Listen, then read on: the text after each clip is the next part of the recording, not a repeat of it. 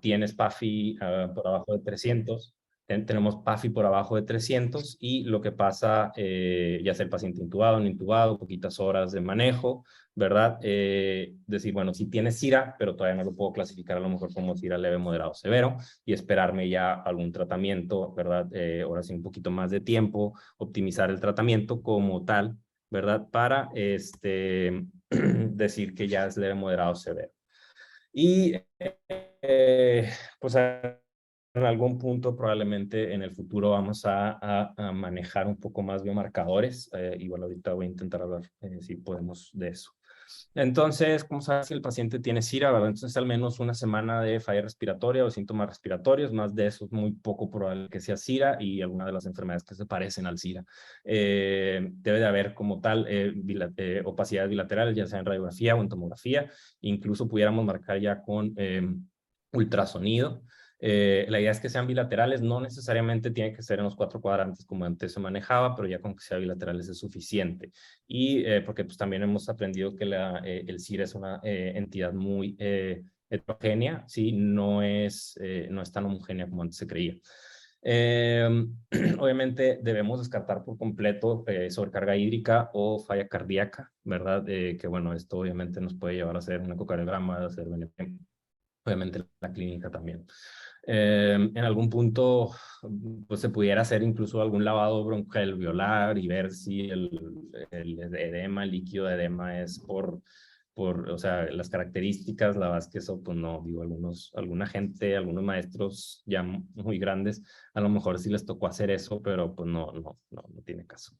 Esto también obviamente se puede hacer con el agua extravascular pulmonar y como tal estos métodos que es PAICO y EMIL que te dan agua extravascular pulmonar y un índice de permeabilidad vascular, entonces nos permite saber si el edema del pulmón es cardiogénico o sea, o hidrostático o por fuga capilar. Obviamente, pues obviamente dar el tratamiento y bueno, lo que ya les comentaba, si como quiera la PAFI sigue por abajo de 300 y como quiera ya se optimizó la ventilación mecánica o el tratamiento y como quiera tenemos falla respiratoria, bueno, es que ya estamos hablando de un, eh, de un SIRA. Obviamente, pues, ¿qué cosas se pueden parecer? La falla cardíaca congestiva es muy fácil confundirla. Obviamente, pues aquí en el libro, yo aquí en la plática les puedo decir si es bien fácil definir cuándo es y cuándo no es, pero pues obviamente sabemos que en la clínica siempre va a haber pacientes que a lo mejor van a traer las dos y a veces es ahí donde ya empieza el problema, ¿no? O sea, que dice, uy, trae clínica para las dos, trae datos para las dos, donde falla. Bueno, pues obviamente hay que tener mucho cuidado. La fibrosis pulmonar idiopática puede dar muchas cuestiones similares, ¿verdad? Las neumonías intersticiales, las neumonitis intersticiales, el CUP, algunas enfermedades autoinmunes, la granulomatosis con poliangitis, que antes era la granulomatosis de Wegener, la hemorragia difusa, que obviamente también puede ir en caso en conjunto con una cuestión autoinmune, ¿verdad? Síndrome de Wood-Pasture y algunas neumonitis, como ya les había dicho, por hipersensibilidad, y también inducida por drogas, también es muy importante. Tener mucho cuidado entonces para definirlos. En cuanto a la epidemiología, la incidencia, la verdad, como vamos a ver, muchas cosas están bien poco definidas, están muy vagas y muy, pues, para un lado y para otro. Los estudios epidemiológicos, ¿verdad? Los más viejos, pues obviamente no cuentan porque ya eran definiciones diferentes, ¿verdad? Pero, por ejemplo, nada más de Islandia, ¿verdad? Que era como es un sistema ahí de salud, pues, ¿cómo se llama? Global ahí de todo el país, pues da una incidencia entre 3.6 y 9.6 por cada incidencia, pues era antes del COVID. Entonces, las incidencias, como pueden ver, pues eran muy bajas y básicamente entraba en la definición de la OMS de enfermedades raras por la incidencia tan baja que tenía. Obviamente, la epidemiología como tal adentro de las UCIs cambia un poquito. Hasta 10% de los pacientes en UTI eran de Sira. Esto más que nada es en los meses de invierno. Este estudio se llama Long Safe, el Long Safe. En pacientes en invierno en Europa, por ejemplo, pues era esta incidencia que 10% de los pacientes de UTIA, obviamente en UTIAs grandes, eran de Sira, en UTIAs más pequeñas son menos Sira. Puede representar hasta 24% de los pacientes ventilados y 5.5 casos por cada año. Como sabemos, esto vino a cambiar por el COVID y la incidencia se disparó. Entonces, bueno, ya de ser una enfermedad poco común se volvió el pan de cada día. En cuanto a la mortalidad también está por todos lados, dependiendo ahí de qué tipo de estudios, obviamente los más viejos, más mortalidad, menos mortalidad, entonces también es un poco difícil que mortalidad sería el 50% y ya bueno, que empezó a escribirse un poquito más así ¿cómo se llaman? 50%, a escribirse ya más el tratamiento y ya se empezó a hacer un poco más de 10, pues obviamente ya fue mejorando la mortalidad. Al final de cuentas, en los estudios realizados la mortalidad andará como entre 30 y 40% a 28 días.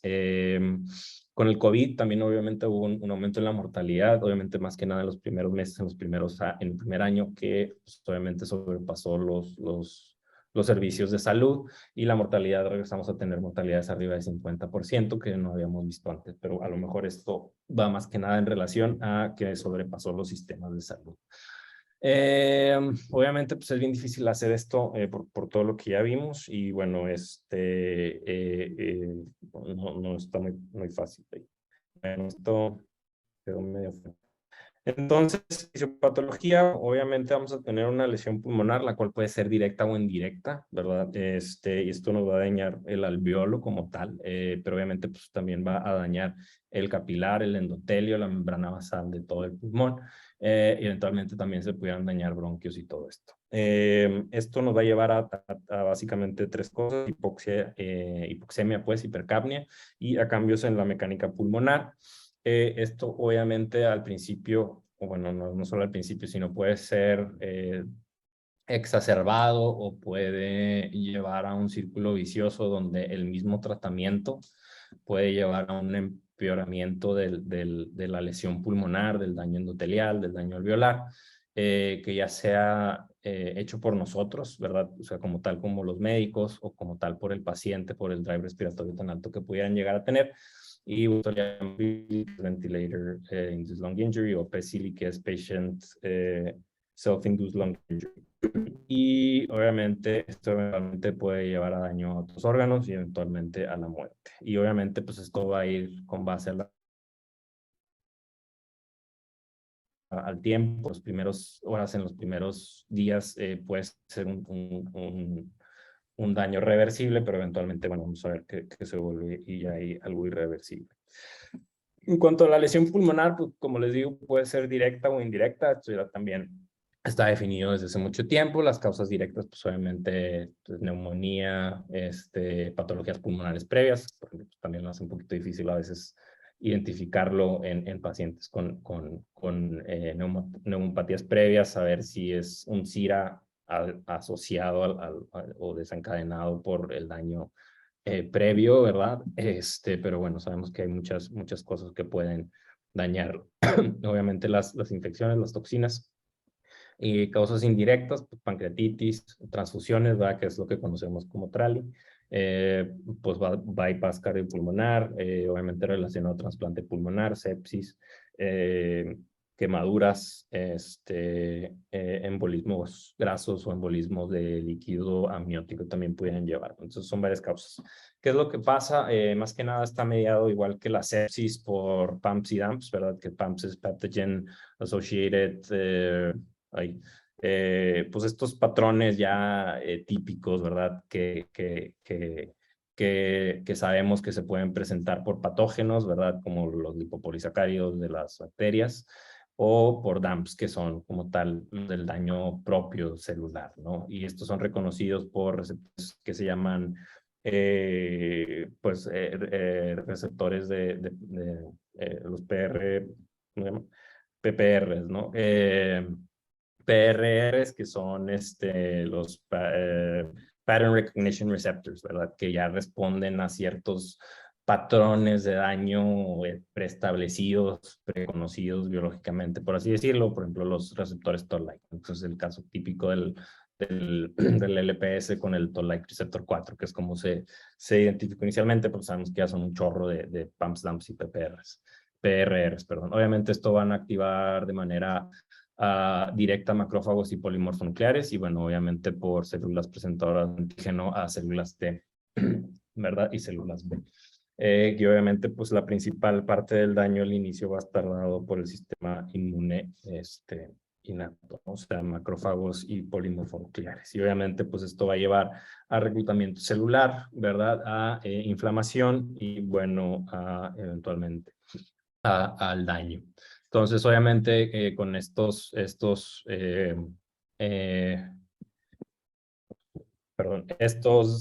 pues estas moléculas eventualmente pues, son quimiotrayentes, ¿verdad? Eventualmente neutrófilos, macrófagos al inicio van a pasar del endotelio, van a movilizarse justamente hacia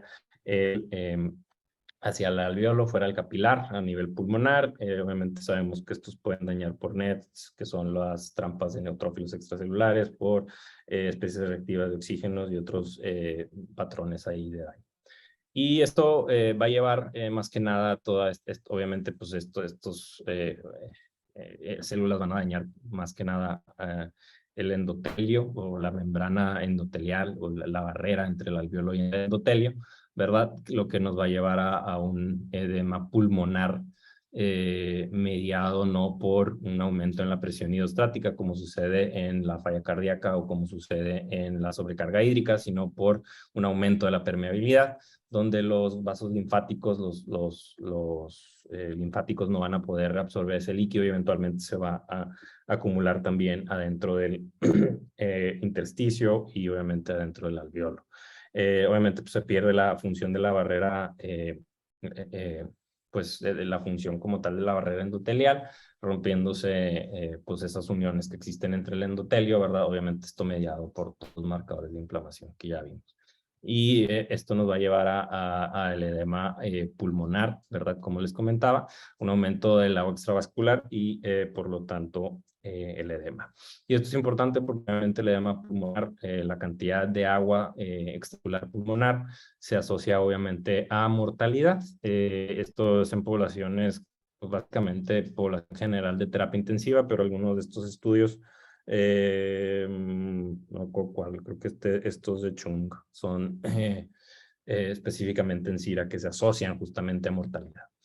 Y bueno, entonces, ¿qué va a pasar en el daño alveolar, verdad? Pues este esquema clásico que ha sido reproducido muchas veces. Pues obviamente, además del agua extravascular pulmonar, pues vamos a tener ya detritos celulares, ¿verdad?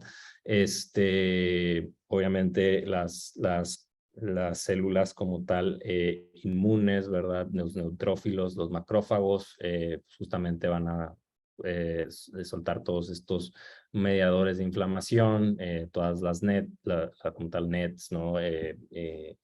Especies reactivas de oxígeno que pues, van a promover todavía más daño y que además van a pues, hacer un círculo vicioso de inflamación. Esto eventualmente va a hacer que se forme membranas hialinas, que es como una de las cosas más características, ¿verdad?, del daño alveolar difuso, del CIRA.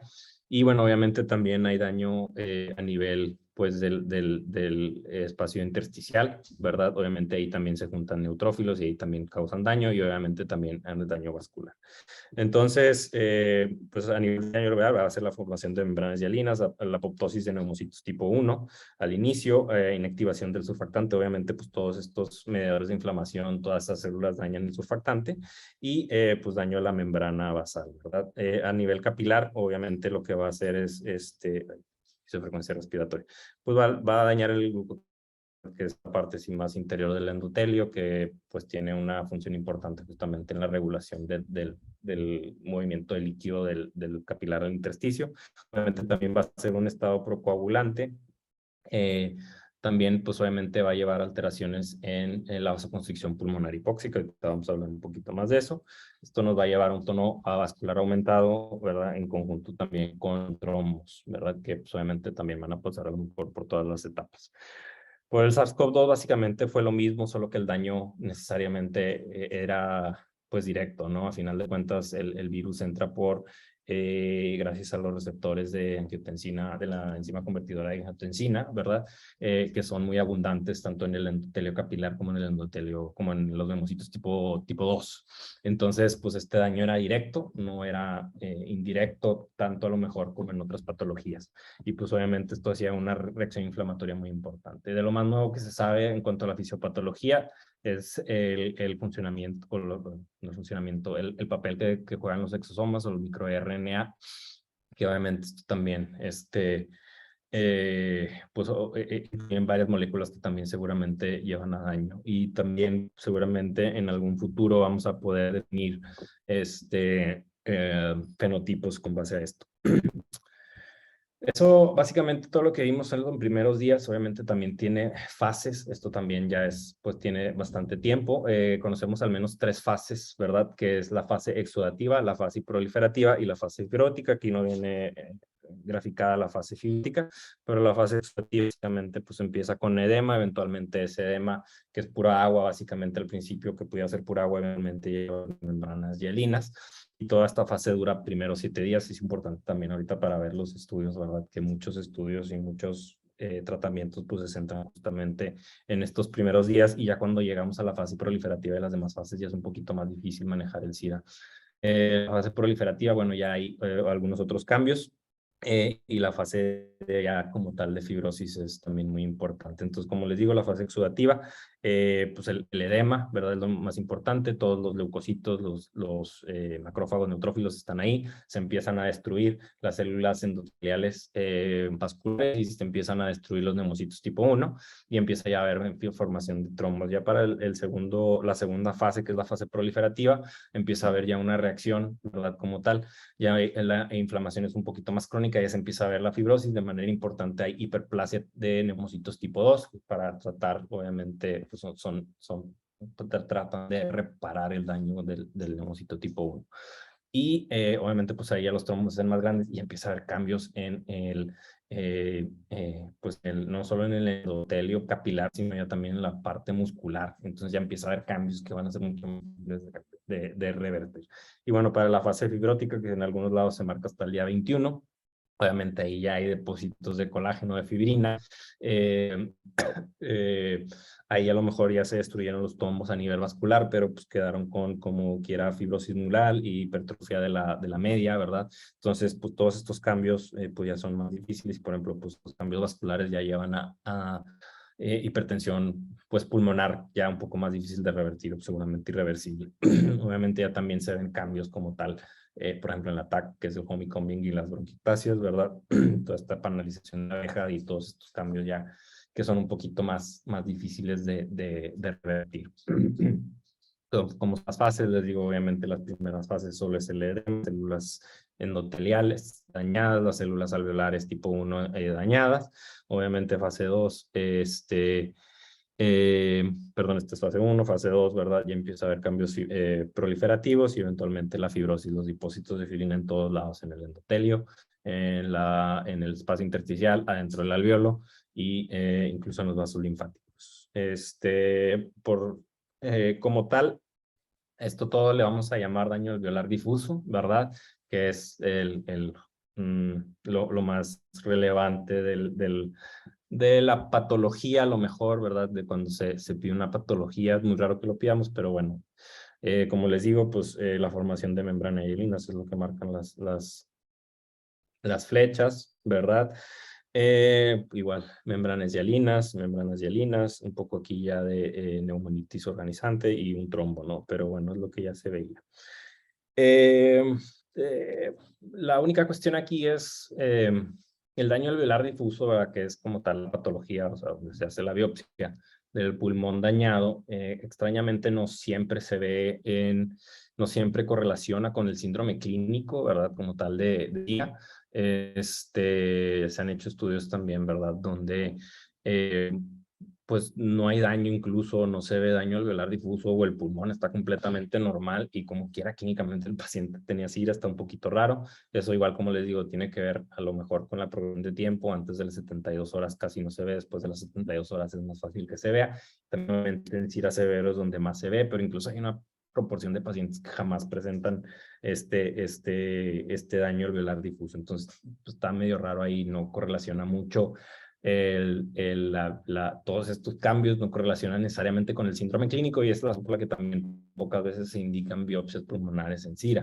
Porque la verdad es que puede ser que salga normal o que salga, a final de cuentas el daño alveolar difuso pues no te va a decir nada necesariamente.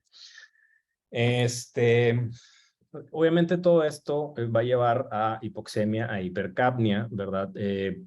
A diferencia de otras enfermedades, los mecanismos de la hipoxemia y la hipercapnia van a ser muchos. De manera normal decimos que hay 5 mecanismos de hipoxemia, ¿verdad?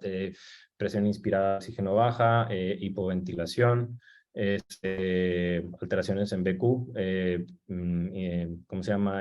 Alteraciones de la difusión y shunts, o como se llama, cortocircuitos, ¿verdad? Son 5 mecanismos como tal que se conocen fisiopatológicos de la hipoxemia y básicamente el SIRA tiene todos, a diferencia de otras enfermedades que por lo general solo van a tener uno. Entonces eso lo hace muy difícil ya de entrada. Entonces,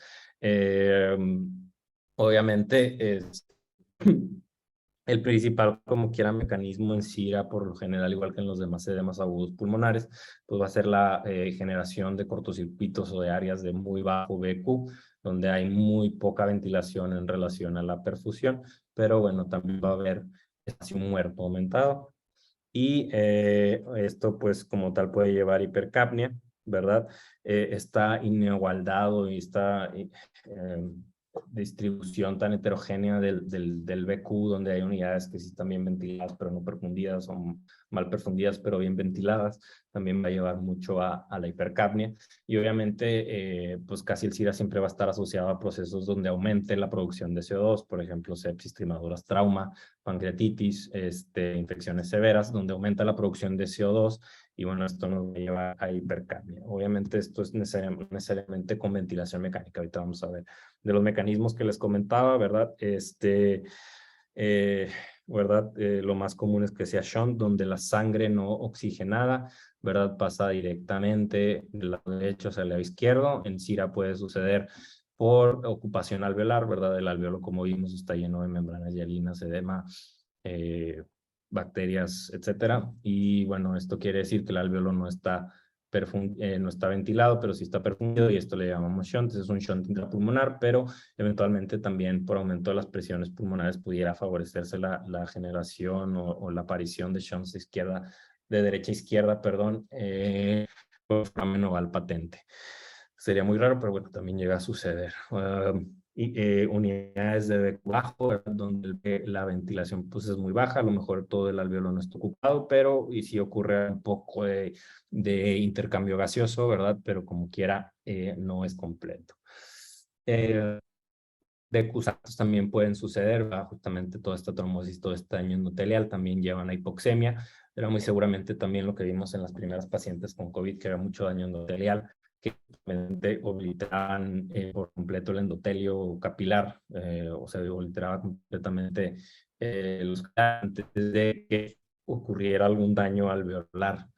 Obviamente también el espacio muerto es pues, la forma extrema de un BQ alto, ¿verdad? Donde justamente no hay ningún tipo de circulación hacia el alveolo está bien ventilado, pero no hay perfusión, ¿verdad? Todos estos mecanismos llevan a la hipoxemia. Como les digo, muchas cosas suceden al mismo tiempo en el SIRA para que lleven a la hipoxemia. Perdón. De manera rápida, esto es un estudio que se llama MIGIT, que es Multiple Inert Gas Elimination Technique. Era un estudio que se hacía mucho antes para investigación. Los pacientes con con relaciones BQ normales, ¿verdad? Se ven muy así, donde el BQ es muy cercano al 1. Y en CIRA vemos mucho shunt, ¿verdad? QSQT es shunt, ¿verdad? Shunt es hasta 30%, eso quiere decir que 37% del gasto cardíaco no pasa por el pulmón y no se oxigena. También porciones muy grandes de espacio muerto, que es lo contrario, ¿verdad? Donde gran parte de la ventilación, en este caso 30% de la ventilación, no está en contacto con la sangre y no ocurre intercambio gaseoso, y unidades muy heterogéneas de BQ.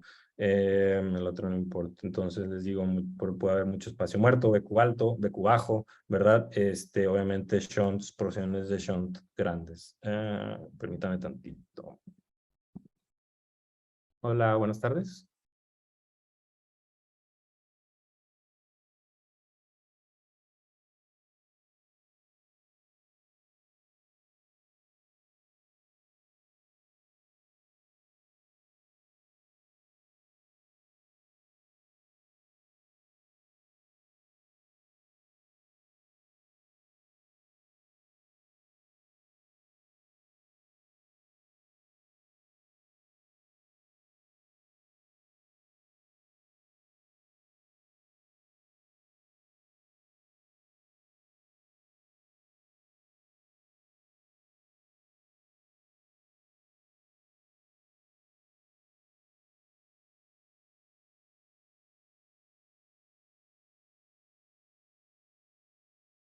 Perdón, una disculpa.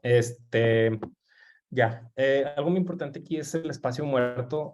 Todo lo que vimos, que volvamos a ver más adelante, no se asocia mucho a mortalidad. Lo que más se asocia a mortalidad es el espacio muerto. Esto ocurre muy seguramente porque está en relación al flujo capilar. O sea, mientras más espacio muerto hay en el CIRA, más dañado está el capilar. Y es lo que parece estar asociado. Por ejemplo, estos estudios marcan mortalidades elevadas con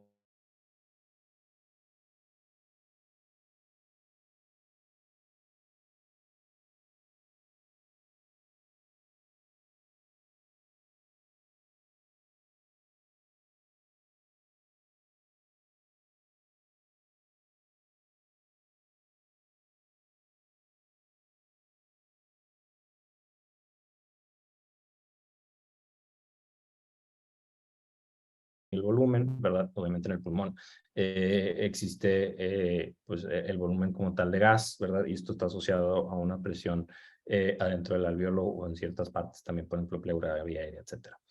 La compliance quiere decir, ¿verdad? Que por un cambio muy grande de volumen, hay pocos cambios de presión, ¿verdad? Esto quiere decir compliance alta, compliance baja quiere decir que cambios pues muy pequeños, ¿verdad? De volumen llevan a un aumento en la presión muy elevada, ¿verdad? Entonces aquí está graficando eje de las X se grafica presión, eje de las Y se genera volumen, y la curva de presión-volumen normal del pulmón pues tiene esta forma, ¿va? Con una histéresis inspiratoria en relación a la expiratoria. Y obviamente presiones antes de que los alvéolos empiecen a abrir, se manejan compliance muy bajas, ¿verdad? Y ya cuando los alvéolos empiezan a extender, se manejan compliance muy altas. Lo que sucede en SIDA y en otras enfermedades, ¿verdad? Es que, es decir, la compliance bajo. A nivel global del pulmón, ¿verdad? Que es lo que vemos en los ventiladores, por ejemplo. Entonces, hay un aumento de la compliance. Este aumento de la compliance también lleva, muy importante, a un aumento del trabajo respiratorio, ¿verdad? Esta es otra gráfica donde se grafican las X presión, en las Y es volumen, ¿verdad? Entonces, aquí generamos la compliance del pulmón, ¿verdad? Y la compliance de la caja torácica. Sabemos que el pulmón está dentro de la caja torácica. La suma de estas, ¿verdad? De la compliance del pulmón con la caja torácica nos lleva a la compliance del sistema respiratorio, que es este que está en azul celeste, ¿verdad? Y obviamente pues está muy en relación es como responde, ¿verdad? A cierto volumen. Entonces, por ejemplo, de aquí a acá, veas la misma compliance, ¿verdad? Y solo es que pues responde el pulmón de la la misma manera a ciertos grados de volumen. Esta gráfica es un poquito diferente que la otra, pero básicamente es para ver lo mismo. Pues esta es una compliance, son compliance normales, ¿verdad?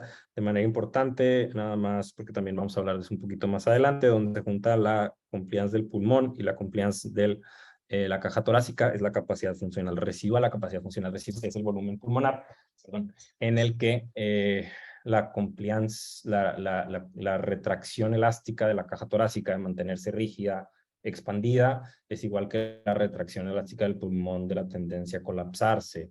Entonces, es la que encontramos siempre después de una inspiración normal, después si dejáramos de respirar, estamos en capacidad funcional residual. Si dejamos de respirar después de una ventilación normal, acabamos en capacidad funcional residual. Y lo que vamos a ver es en CIRA, ¿verdad? Lo que pasa es justamente esta compliance pulmonar baja, ¿verdad? La compliance pulmonar está así en azul marino, un poco más, más degradado, ¿verdad? Y lo que pasa en CIRA, pues la compliance pulmonar baja. Eso quiere decir la relación, ¿verdad?, entre presión y volumen se vuelve peor. Y pues esto lleva a que la compliance de todo el sistema respiratorio disminuya también, ¿verdad? Que igual es en azul celeste, este azul celeste más degradado normal, este azul celeste más normal es la compliance ya con el CIRA o con la compliance disminuida. Y la otra cosa que pasa es, vemos la capacidad funcional residual baja, ¿verdad? Porque la retracción del pulmón, la tendencia del pulmón a hacerse más pequeño, a colapsarse, pues obviamente es más. Entonces la capacidad funcional residual va a bajar en el CIRA. Y pues esto, les digo, esto lo vamos a ir viendo en los siguientes slides. Esto va a llevar un aumento del trabajo de la respiración. A final de cuentas, el trabajo es la relación que hay igual entre presión y volumen, ¿verdad? Pero el área bajo la curva. Entonces, todas estas áreas, ¿verdad?, coloreadas, es el área de rojo y el área de azul, todas sumadas es el trabajo de la respiración. Son diferentes componentes. Hay un componente estático, ¿verdad?, que solo ocurre para mantener el pulmón en capacidad funcional residual. Hay un componente estático para mantener al pulmón pegado a la caja torácica, ¿verdad?, que también es estático, que son estos dos, que es el rojo y el gris, perdón, y un componente dinámico, que es justamente durante la respiración, ¿verdad?, que es el trabajo resistivo, o el trabajo dinámico.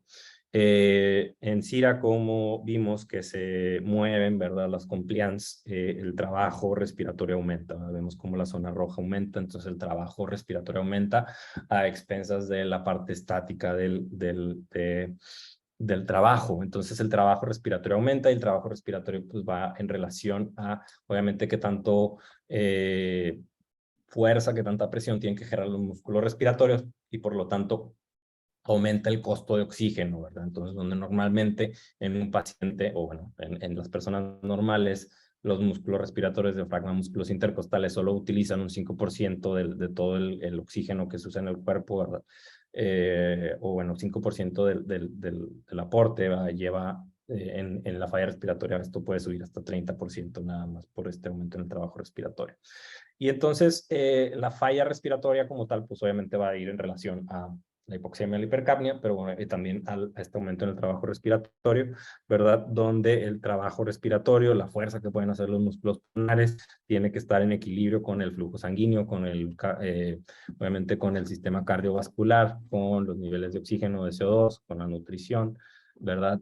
Justamente con el consumo en otras partes del cuerpo de oxígeno, ¿verdad? Y obviamente esto tiene que estar en equilibrio. Si hacia un lado se va más, si falla la parte de la demanda del aporte de oxígeno, ¿verdad? O si falla o si aumenta la demanda de oxígeno, pues eso nos va a llevar hacia una falla respiratoria, y donde no necesariamente a lo mejor vamos a ver una falla respiratoria que correlacione también con el grado a lo mejor de hipoxemia, sino, por ejemplo, pacientes con muchas comorbilidades, ¿verdad? Por ejemplo, con falla cardíaca, ¿verdad? Pues obviamente es más probable que presenten aumento del trabajo respiratorio y como tal falla respiratoria en conjunto, ¿verdad? No solo por la hipoxemia, sino porque también el sistema cardiovascular no es lo suficientemente adecuado para llevar el oxígeno que necesita. Pacientes, por ejemplo, pues ya más grandes, frágiles, por ejemplo, ¿verdad? Que tienen problemas ya musculares, ¿verdad? Un estado nutricional pobre, pues es lo mismo. Los músculos a lo mejor no pueden generar suficiente fuerza para la demanda de oxígeno que está requiriendo. Nada más tener eso en cuenta, obviamente esto sucede en todas las enfermedades, pero bueno, en el SIDA justamente es donde más mecanismos, les digo, interactúan. Y eso es pues, a grandes rasgos. Específicamente del SIDA sucede algo que se llama baby lung. Como vimos, la compliance pulmonar, ¿verdad? En SIDA está disminuido, como les enseñé en las otras gráficas, ¿verdad? Y por mucho tiempo sucede en conjunto con la imagen, que lo único que teníamos era la radiografía, que era una enfermedad homogénea, o sea, que pasaba en el pulmón al mismo tiempo, en todo el pulmón, arriba, abajo, posterior, anterior, igual se llenaba de líquido, igual todo lo que ya vimos de la fisiopatología ocurría en todas partes del pulmón. Y entonces decíamos, bueno, es una enfermedad homogénea. Cuando se empezaron a llevar pacientes al ATAC como tal, ya que se empezó a ver, se empezó a ver que por alguna razón todo ese edema se iba hacia las partes posteriores, obviamente por efecto de la gravedad.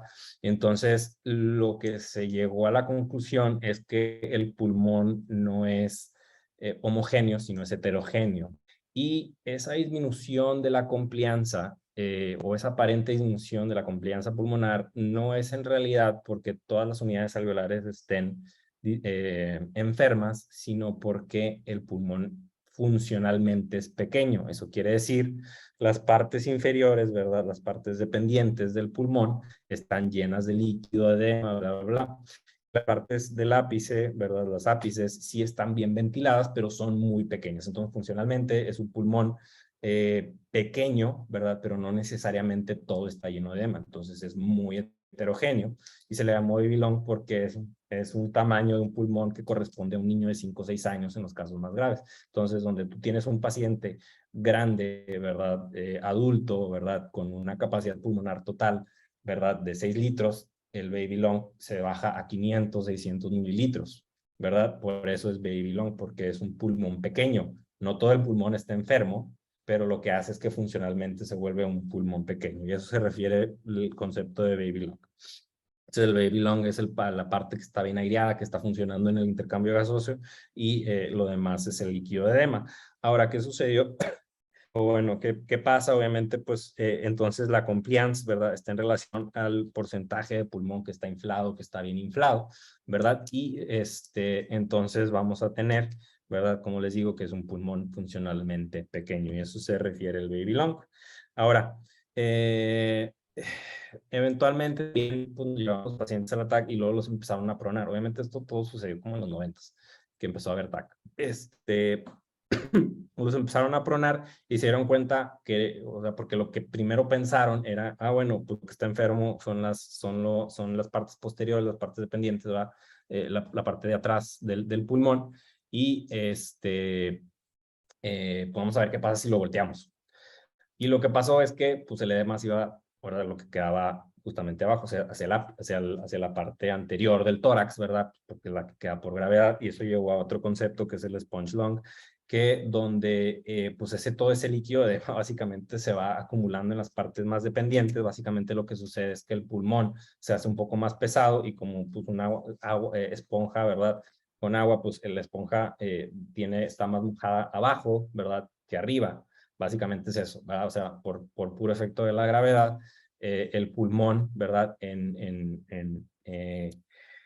El agua ocupa los espacios alveolares, el edema ocupa los espacios alveolares que quedan pues, más abajo por efecto de la gravedad, y por eso se llama sponge. Entonces, este concepto ha ido evolucionando. Antes pensaban que era estático, que no se movía, ¿verdad? Pero pues ahora sabemos que es dinámico y que además no solo cambia, ¿verdad? Con la posición supino-prono, sino que también nosotros obviamente lo podemos hacer más grande con el manejo inadecuado. Algo que se vio también, que igual cuando hablemos de prono, que rápidamente, obviamente ahorita lo quiero explicar, es que se creía también que el pulmón tenía una forma como muy ovalada, muy homogénea también, ¿verdad? En relación a la parte anterior, a la parte posterior. Lo que sabemos que en realidad el pulmón tiene más como lo que más asemeja a una forma triangular. Entonces, lo que sucede es que los pacientes, por ejemplo, en supino, lo que se creía era, ¿verdad? Antes que se creía era, por ejemplo, si tú tienes edema pulmonar, ¿verdad? Ponle tú que ocupe a la mitad, ¿verdad? El 50% del pulmón está ventilado, 50% no está ventilado, lo pronas, pasa lo mismo, ¿no? Solo que se invierte. Lo que está sucediendo en realidad es que cuando está el paciente en supino, 75% del pulmón no está ventilado y solo un 25% está ventilado. Pero si te pasas, por ejemplo, al otro lado, al prono, ¿verdad? Lo que pasa es que ahora 75% del pulmón queda ventilado y solo 25% no queda ventilado. Esto es un ejemplo, obviamente, pero se entiende la idea de que al momento de ponerlos en prono, básicamente todo el edema se queda más o menos en el mismo nivel, ¿verdad? Entonces, es una de las razones por las que el prono ayuda. Obviamente en pacientes más graves. Y obviamente todo esto lo podemos nosotros empeorar, ¿verdad? Con un manejo inadecuado de la ventilación mecánica. Y incluso, ¿verdad? Queda un poquito la duda, ¿qué tanto del SIRA es una enfermedad por un factor externo, ¿verdad? De pancreatitis, sepsis, neumonía, y qué tanto de la enfermedad la estamos ocasionando nosotros por la ventilación mecánica. Incluso así, aunque esté guiada con la mejor evidencia, seguramente como quiera se está dañando el pulmón, ¿verdad? Y ahí es donde empieza, bueno, donde está una parte también muy difícil de qué es lo que está sucediendo con el pulmón una vez que se está dando manejo, ¿verdad? Y como ya vimos, por ejemplo, pues hay pacientes, ¿verdad? que empeora el SIRA o que ya empieza a ver como tal el daño, ¿verdad? Después de 72 horas de manejo comparado con 24 horas, ¿no? Entonces, esa es la cuestión. ¿Estamos ocasionando nosotros con un manejo inadecuado o con el manejo, por más adecuado que sea, como quiera, estamos ocasionando la lesión? Y esto fue igual desde un principio, pues les digo, nos dimos cuenta, fue evolucionando con la ventilación mecánica. Entonces, bueno, de los primeros mecanismos que se identificaron fue el barotrauma, donde presiones muy elevadas de la vía aérea, ¿verdad? Llevaban más que nada a neumotórax neumomediastino. Eventualmente, ¿verdad?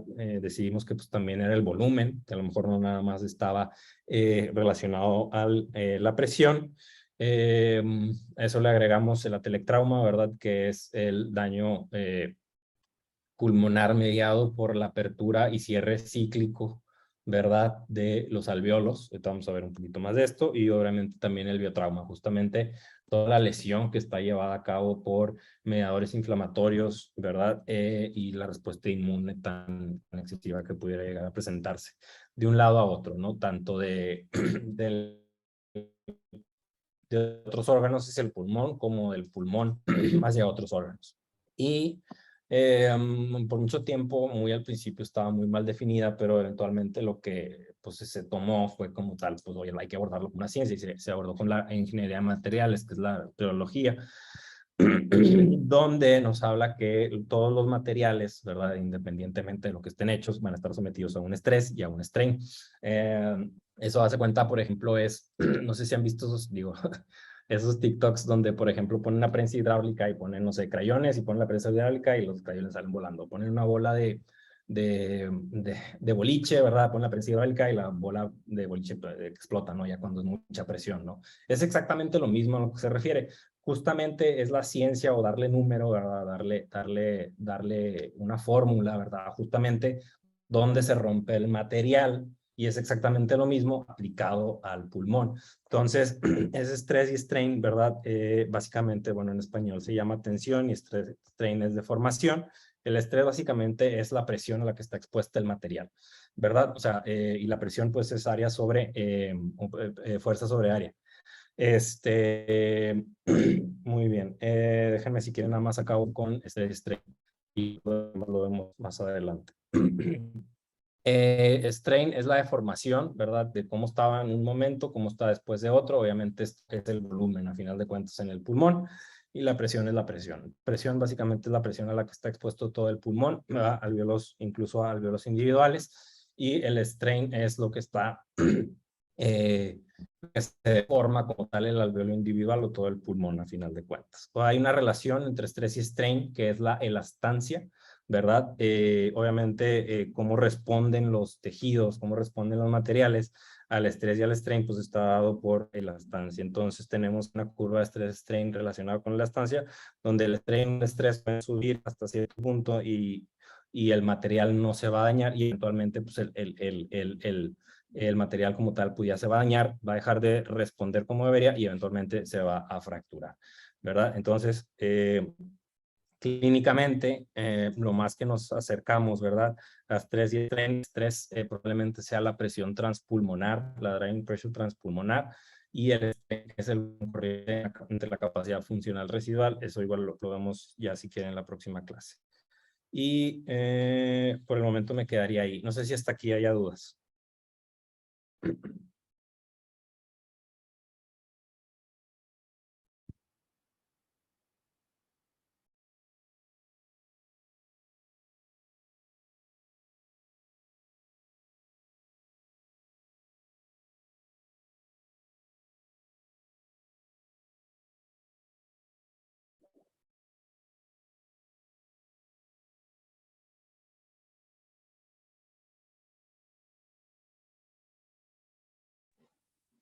Creo que no, doctor, creo que no hay dudas. Este, pues muchas gracias por la clase. La verdad es que es un tema súper extenso, pero que vamos a ver muy frecuente. Sobre todo, bueno, lo vemos más con COVID, pero sobre todo eso, la última parte de el manejo es muy importante para evitar, pues, exacerbar el problema, ¿no? Claro, sí, digo, y obviamente pues es lo que vamos a tratar en la siguiente clase, ¿verdad? O sea, tratar de justamente limitar el problema y cómo clínicamente ya lo ponemos en un, o sea, ya lo acercamos al paciente, ¿no? Sí, de acuerdo, pues muchas gracias, doctor, y que tenga buena tarde. Gracias.